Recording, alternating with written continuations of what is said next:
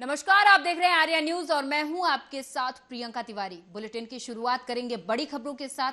धार जिले के कुछी तहसील अंतर्गत आने वाले पिपल्या के समीप दोपहर 12 बजे के दरमियान बड़वानी की ओर से तेज गति से आ रही कार ने कुछी को और उसकी ओर जा रही पिकअप वाहन को जोरदार टक्कर मार दी, जिसके चलते पिकअप वाहन उछलकर पीछे की तरफ आ रही कार पर जा टकराया, जिसके चलते रोड पर गाड़ियों का जाम लग गया। टक्कर इतनी भयानक हुई कि कार में सवार यात्रियों को गंभीर हालत में बड़वानी रेफर किया गया, जिसमें बच्चे और महिला पुरुष भी शामिल थे।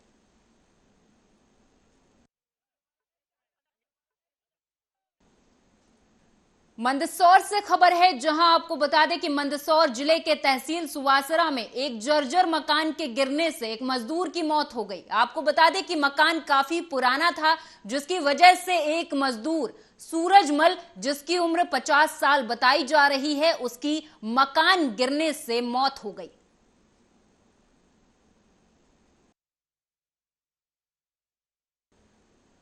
तो वहीं धार के मनावर के फतेलाल विजयलाल जैन के द्वारा नकली डीएपी खाद बनाने के कारखाने पर देर रात जिला कृषि विभाग और तहसीलदार की छापेमार कार्रवाई हुई। लगभग 700 नकली डीएपी खाद और नकली खाद बनाने में सीमेंट, बालू, रेत, नमक, केमिकल सामग्री, पीसने की चक्की, तोल काटा और खाद पैकिंग की बोरियां जब्त की गई। कार्रवाई के बाद कारखाने के खाद पैकिंग के बैग रात में चोरी हो गए। वहीं कृषि विभाग और तहसीलदार के मौके पर आने के बाद यह खुलासा हुआ। आपको बता दें, ये पूरा मामला मनावर का बताया जाता है, जहां पर डीएपी खाद बनाने के कारखाने पर छापेमार कार्रवाई हुई।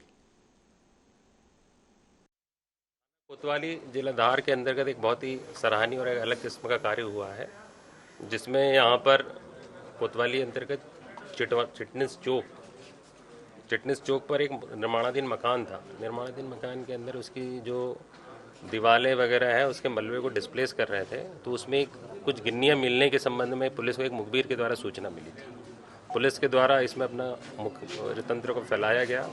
तो हिम्मतगढ़ के करीब 8 लोग जिन्होंने कि उस मलबे को शिफ्ट किया था, वो संज्ञान में है। उनसे जब पूछताछ की गई है तो उनको अलग अलग तरीके से करीब 86 सोने की गिन्नियाँ, जो कि बहुत ही पुरातात्विक महत्व की और बहुमूल्य थी, वो उनसे जब्त की गई है।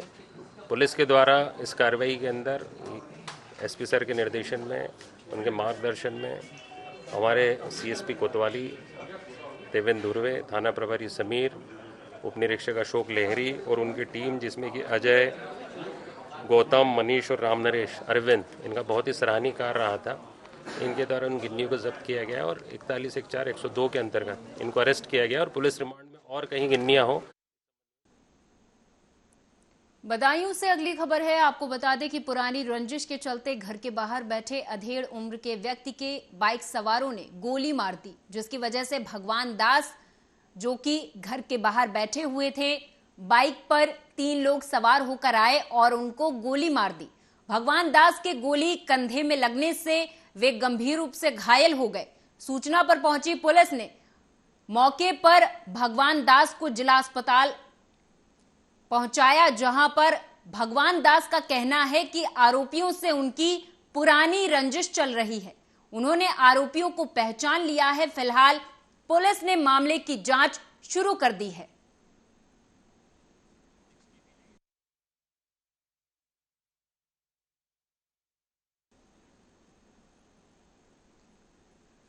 धार जिले के घाटा बिल्लोद में शनिवार को चंबल नदी में नहाने गए 2 बालक नदी में डूब गए। इस घटना से परिजन अनजान थे। उन्होंने देर रात जब बच्चों के न मिलने की सूचना पुलिस को दी, तो पुलिस ने एसडीआरएफ की टीम के साथ वहां पर गोताखोरों को बुलवाकर ग्रामीणों की मदद से नदी में सर्चिंग की, जिसके बाद आज सुबह एक 12 वर्षीय बालक अजय का शव गोताखोरों को मिला है और दूसरा बालक चेतन, जिसकी उम्र 13 वर्ष बताई जा रही है, उसकी तलाश लगातार जारी है। एसडीआरएफ की टीम नदी में बच्चे की तलाश में सुबह से जुटी हुई है। दोनों ही बच्चे परिजनों को बिना बताए दोस्तों के साथ नदी में नहाने गए थे।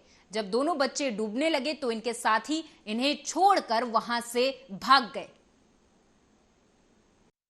रात्रि में 12 बजे फरियादी जितेंद्र पिता कैलाश निवासी ग्राम उपड़ी ने सूचना करी थी कि उसका बालक चेतन रात के 12 बजे तक अभी तक घर नहीं लौटा है और वो अपने मित्र अजय के घर गया था और अजय भी नहीं मिल रहा है। अजय के पिता भी फरियादी के साथ आए थे, तो दोनों की रिपोर्ट पर से गुमशुदगी कायम की थी और धारा 363 IPC का अपराध पंजीबद्ध कर दोनों बालकों की तलाश जारी की थी। तलाश के दौरान जो गुम बालक हैं उनके कपड़े और चप्पल चंबल नदी के किनारे मिले थे, तो जिससे संदेह उत्पन्न हुआ था। इस आधार पे नदी में व आसपास तलाश की गई थी दोनों बालकों की। आज सुबह 7:30 बजे गुम बालक अजय का शव चंबल नदी में मिला है। बाकी अभी SDRF की टीम मौके पर मौजूद है और अन्य बालक चेतन की तलाश। भोपाल से अगली खबर है, जहां आपको बता दें कि परिजनों ने तमाचे की कीमत का बदला भुगता है। दरअसल आपको बता दें कि बदमाश अल्ताफ की मां के मकान पर नगर निगम ने बुलडोजर चला दिया है। जिस मकान से अल्ताफ का वास्ता ही नहीं था, उस पर सरकार का हथौड़ा चल गया है। तो वहीं सरकार की एकपक्षीय कार्रवाई के बाद स्थानीय रहवासियों में आक्रोश व्याप्त है। लोगों ने नगर निगम की कार्रवाई का विरोध किया और अपने दुख, दर्द और पीड़ा को गिनाया। पहले ही भैया अल्ताफ का वो घर नहीं था, वो उसकी माँ का घर था। उसकी बुजुर्ग माँ है, उसके भाई बहन है, उनका घर था और वो पट्टे का था।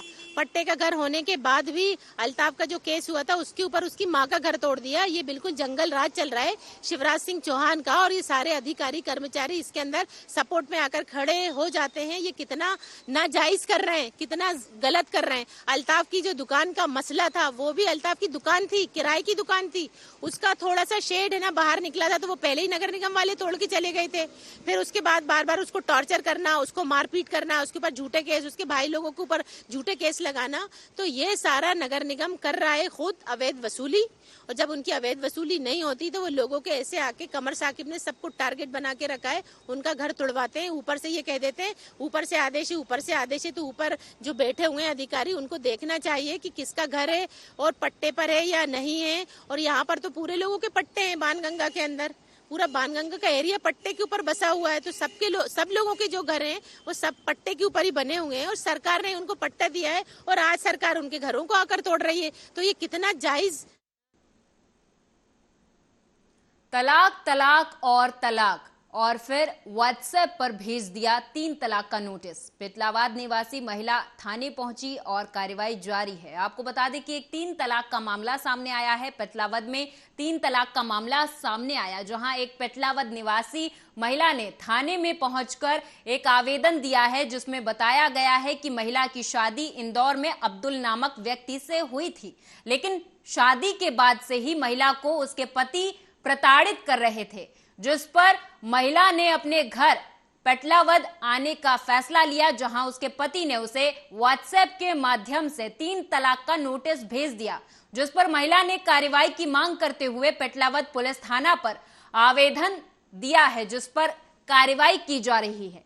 मामले में थाना प्रभारी सुरेंद्र सिंह गाडरिया और महिला डेस्क प्रभारी SI नीलिमा शर्मा ने कहा कि महिला के द्वारा थाने में आवेदन दिया गया है, जिसमें 3 तलाक से संबंधित मामला सामने आया, जिस पर जांच करते हुए कार्रवाई जारी है।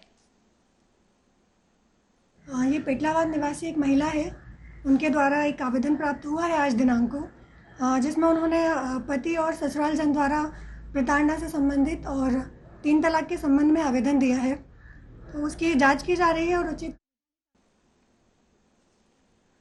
जांजगीर चांपा जिले के डबरा थाना क्षेत्र में दबंग रिश्तेदारों ने जमीन विवाद को लेकर विधवा महिला और उसके बेटी दामाद की लाठी डंडों से पिटाई कर दी। जब पीड़ित परिवार थाने पहुंचा तो पुलिस कर्मियों ने रिपोर्ट लिखने के नाम पर उनसे पैसों की मांग की और पीड़ित पक्ष की विनती करने के बाद रिपोर्ट दर्ज की गई, मगर वो भी आधी अधूरी।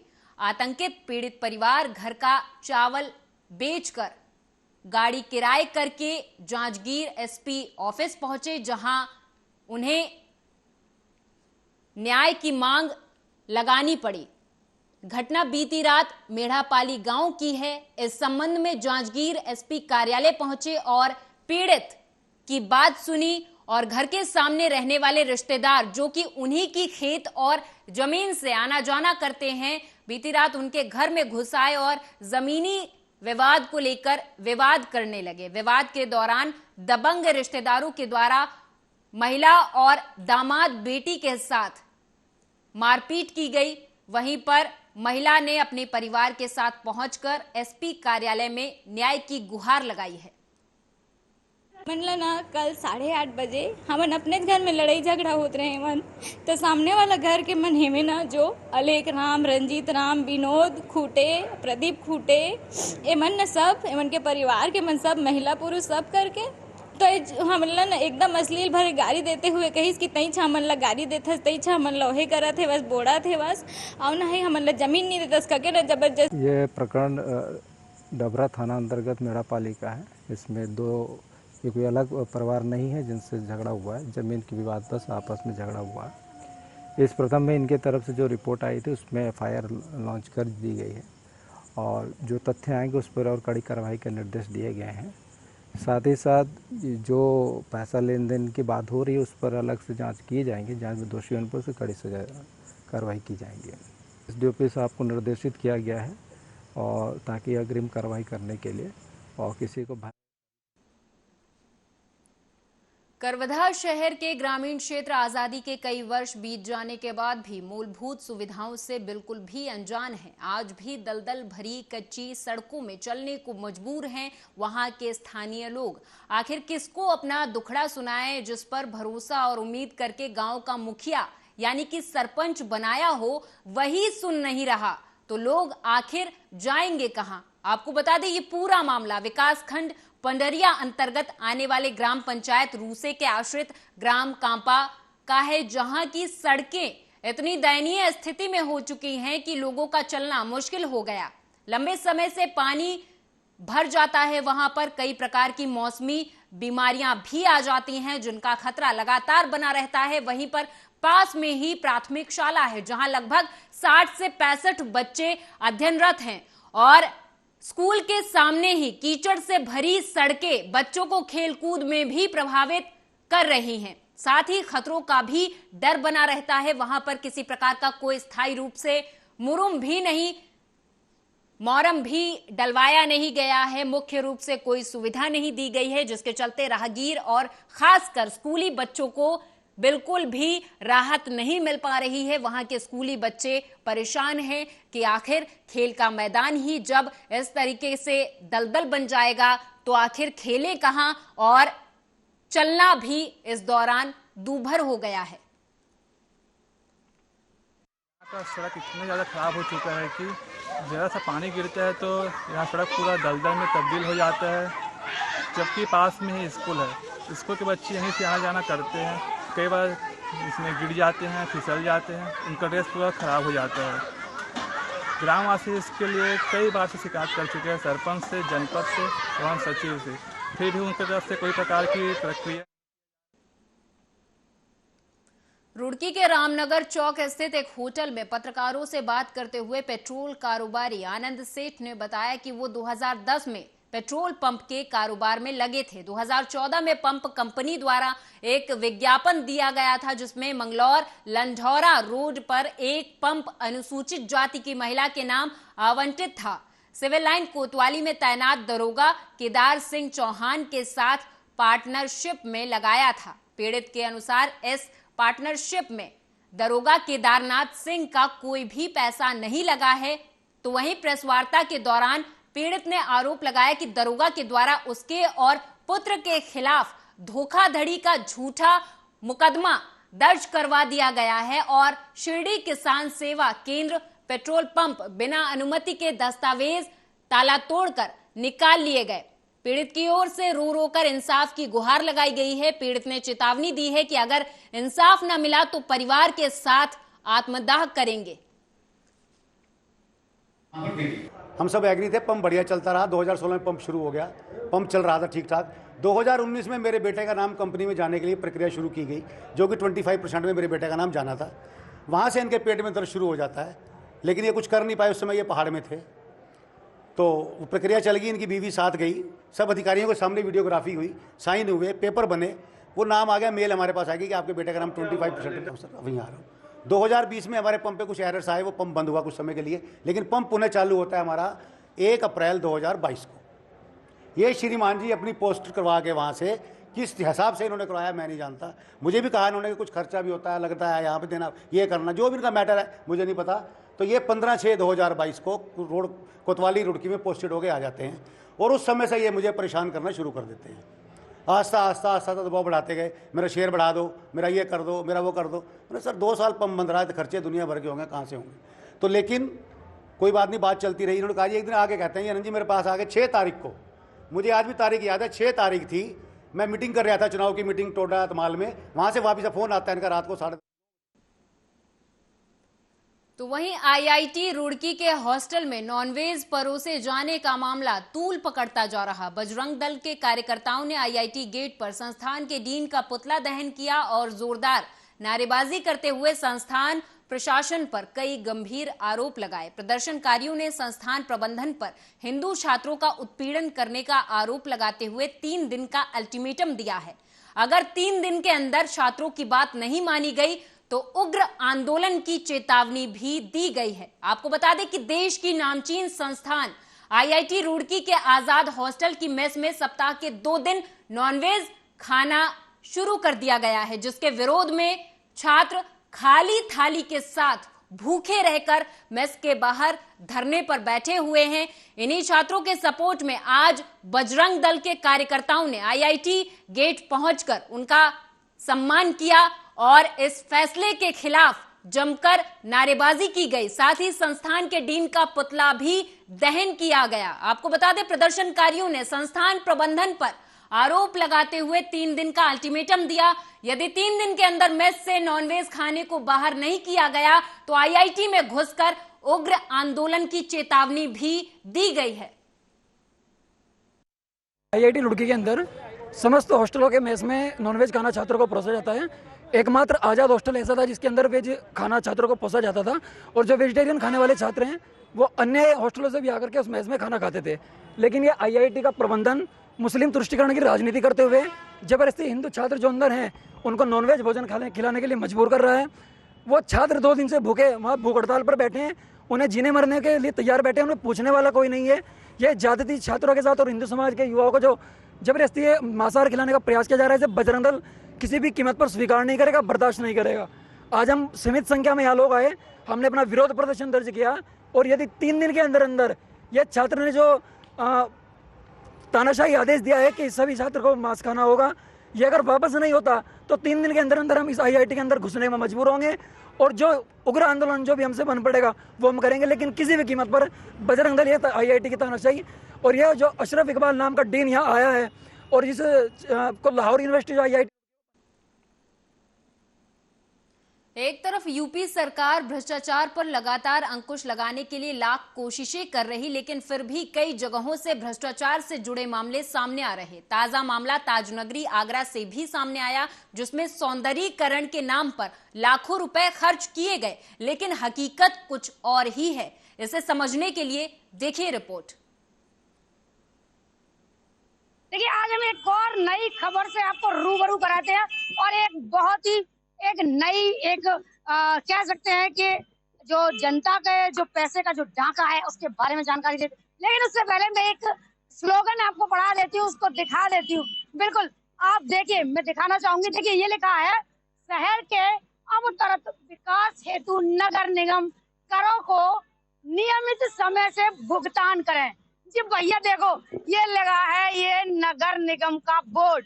यहाँ पर नगर निगम के ये बोर्ड पर साफ तौर से लिखा है जो नगर निगम के जो कर हैं, जो टैक्स हैं, उनको समय समय से उनका भुगतान करें। और देखिए भैया, नगर निगम ने ये तो कह दिया कि नगर निगम के जो टैक्स है उनको समय समय पर भुगतान करें, लेकिन जो नगर निगम का जो कर्तव्य है, जो कार्य है, उसको वो पूरी तरह नहीं बखूबी निभा रहे हैं। आप देख सकते हैं, मैं एक नजारा यहीं का दिखाना चाहूंगी कि आप देखिए, एक आगरा के ये जो मैं इस समय आगरा के अंबेडकर पुल पर मौजूद हूँ और ये अंबेडकर पुल यहाँ से एक और अगर देखा जाए तो देखिए एतमाद दौला है जो स्मारक है। यहाँ तमाम पर्यटक, तमाम यहाँ लोग यहाँ जो पर्यटक स्थल बोला जाता है, ये पर्यटक नगरी बोली जाती है, ताज नगरी बोली जाती है।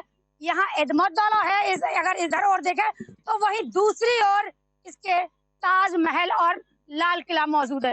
देखिए तमाम यहाँ बिल्कुल पास 3 पर्यटक स्थल हैं।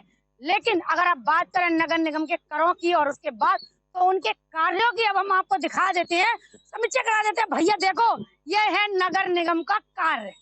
देखिए जो कर लेने के बाद जो जनता की गाड़ी कमाई है उससे टैक्स वसूलने की बात करते हैं, और उसको लेने के बाद अगर बात करें उनके कर्तव्य की तो उनके कर्तव्य को ढाक के 3 पात देखने को मिल रहे हैं। आप देख सकते हैं यहाँ जो नगर निगम द्वारा जो पौधारोपण था उसके जो इस पुल का जो सौंदर्यीकरण करने के लिए जो किया गया था उसको आप देख सकते हैं कि देखिए किस तरह से ये सौंदर्यीकरण का ये इसकी धज्जियां उड़ाई जा रही है। ये बिल्कुल यहाँ नगर निगम का जो कार्य है ढाक के 3 पात दिखाई दे रहा है। देखिए जगह जगह से यहाँ कहीं जो पौधों का जो गमले हैं वो रह गए हैं, कहीं हैं। और देखिए ये पाइपलाइन जो इन पौधों को जो जल देने का काम करती है, जो पानी देने का काम करती हैं, तो ये पाइपलाइन देखिए भैया ये टूटी पड़ी है बिल्कुल। यहाँ पानी का कहीं है ही नहीं है कुछ भी। तो बताइए ये पौधे क्या लगाने के बाद सिर्फ और सिर्फ यही है कि एक बार लगा दिया और अपने कागजों में अपनी फॉर्मेलिटी को दिखाने के बाद ये छोड़ दिए जाते हैं, चाहे कोई भी सवाल रहा हो यहाँ। लेकिन जिस तरह मैंने ये दिखा रही हूँ कि जो नगर निगम का जो टैक्स का ही रहता है, बाकी कुछ नहीं। अगर इनकी बात करें अगर कागजों की, तो कागजों में इनके सारे काम बिल्कुल परफेक्ट देखने को मिलेंगे। लेकिन अगर धरातल पर देखा जाए तो धरातल पर तो ढक के 3 पात ही दिखाई देते हैं। लेकिन मैं आगे और चलती हूँ और भी दिखा देती हूँ। ऐसा नहीं है कि सिर्फ और सिर्फ एक ही है। आप देखना चाहेंगे, देखिए वहाँ दूसरी ओर भी देखने जाएंगे तो दूसरी ओर भी या इनका यही इस तरह का जो नजारा है वो देखने को मिल रहा है कि देखिए किस तरह जो पौधारोपण है, जो गमले हैं वो टूटे पड़े हैं, और उनका जो पानी का जो पाइपलाइन है वो भी जगह जगह से टूटा पड़ा है। तो देखिए आप साफ तौर से देख सकते हैं कि नगर निगम के जो कर्मचारी हैं उन्होंने यहाँ ये देखिए, और इधर मैं एक और नजारा दिखाऊंगी कि देखिए यहाँ ये जो लगाने से पहले यहाँ एक जाल का निर्माण किया गया था। ये जाल को देखिए, ये जाल किसी दिन एक बड़े हादसे का दावत देने वाला है, क्योंकि यहाँ से जो तमाम जो आवागमन करने वाले जो वाहन हैं वो बिल्कुल यहाँ पास होकर निकलते हैं। तो ये जाल की वजह से ये जाल जो बिल्कुल काई से जर्जर होकर जगह जगह से टूटने लगा है। ये देखिए जो मैं खबर दिखा रही है, मेरी खबर जनता भी देख रही होगी, यहाँ जो जनप्रतिनिधि हैं वो भी देख रहे होंगे, और यहाँ के जो अधिकारी हैं नगर निगम के वो भी देख रहे होंगे। लेकिन उनके कान में जू रेंगने की कोई मतलब ही नहीं बनता। लेकिन मैं एक बार फिर कहना चाहती हूँ कि देखिए जो योगी आदित्यनाथ की जो अपने कार्य की जो प्रतिक्रिया है उसको करें, और एसी में ना बैठे भैया अधिकारी, और वो धरातल पे उतरे, और जिस तरह जो जनता की गाड़ी कमाई है उसका ये लोग बंदर बांट कर रहे हैं, इस तरह का काम करने के बाद तो ऐसा ना करें। और सिर्फ जो इनका काम करने का, जिस तरह पत्रकार जो एक फील्ड में जाके, एक क्षेत्र में जाके धरातल पर उतरकर हर चीज को, हर बात से, हर जनता की समस्या से रूबरू कराता है, तो क्या सिर्फ जनप्रतिनिधि जब इलेक्शन होता है वोट मांगने ही जाते हैं? मैं एक बार फिर गुजारिश करना चाहूंगी योगी आदित्यनाथ जी से कि वो अपने जो जनप्रतिनिधि हैं, जो अधिकारी हैं, उनको एक बार जो कुंभकर्ण की जो नींद में एसीओ में सोए पड़े हैं उनको जगाने का काम करें। और मैं अपनी खबर के माध्यम से यही एक अनुरोध करना चाहती हूँ, यही कहना चाहती हूँ कि वो अपनी कुंभकर्ण की नींद से जागने के बाद यहाँ जो जनता की गाड़ी कमाई है उसका बंदरवाट बंद करने के बाद यहाँ जो जनता की समस्या है उसको देखने का काम करें। अपने सहयोगी अशोक के साथ ममता भारद्वाज आ रही है। देखिए आज हमें नोएडा के अवैध ट्विन टावर्स अब इतिहास के पन्नों में दफन हो चुके हैं। तय प्लान के मुताबिक 28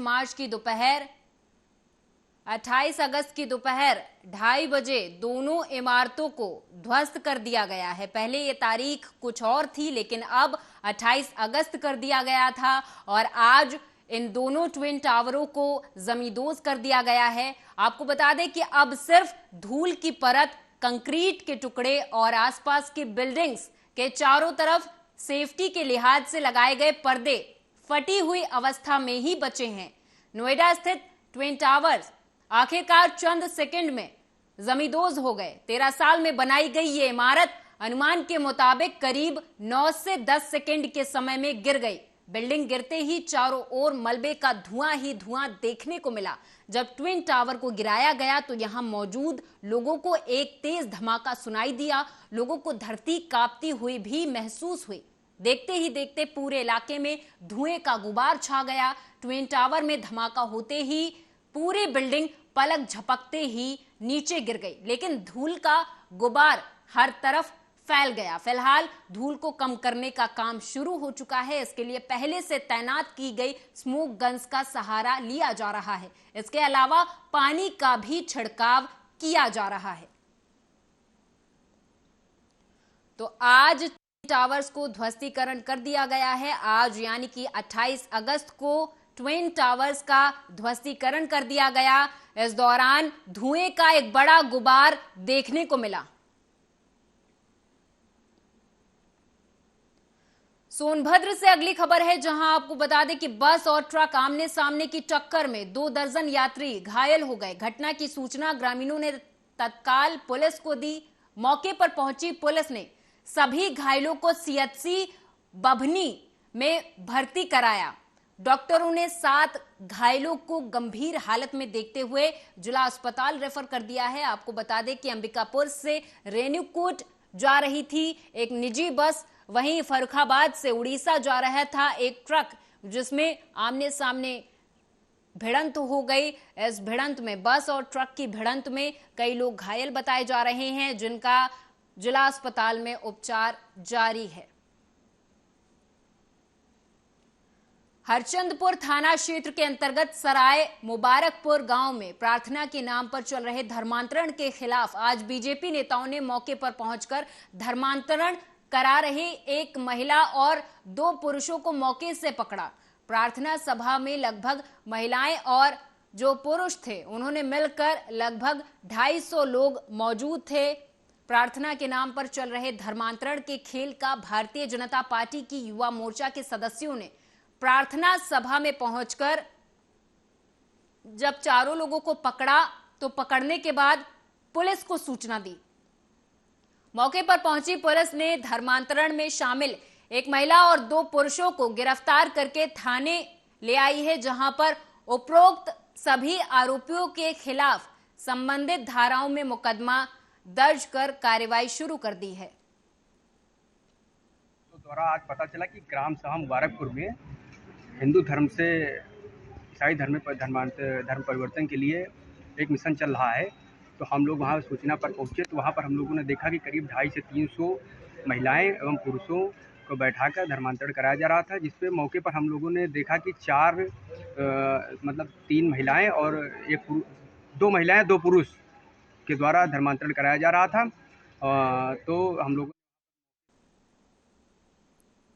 थाना सीबीगंज के गांव खिरिया ठाकुरान स्थित ब्रह्मदेव स्थल पर एक प्राचीन पीपल का पेड़ है। ब्रह्मदेव स्थल के निकट हल्द्वानी निवासी सुरेश चंद कुनियाल ने लगभग 8 एकड़ जमीन खरीद रखी है। जमीन के निकट ही पीपल का वृक्ष होने के कारण सुरेश चंद कुनियाल ने ग्राम चंद्रपुर जोगियानी निवासी शमशाद को पीपल का वृक्ष काटने का ठेका दिया था, जिसके द्वारा लगभग आधा पीपल का पेड़ और 1 नीम का पेड़ काट दिया गया। पीपल के वृक्ष की शाखाएं गिरने से पीपल के नीचे स्थित एक मूर्ति भी खंडित हो गई।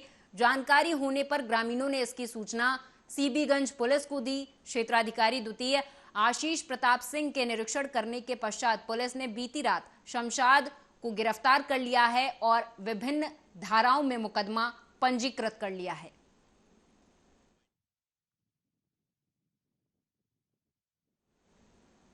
और मेरे साथ इस बुलेटिन में फिलहाल इतना ही। आप देखते रहें आर्या न्यूज।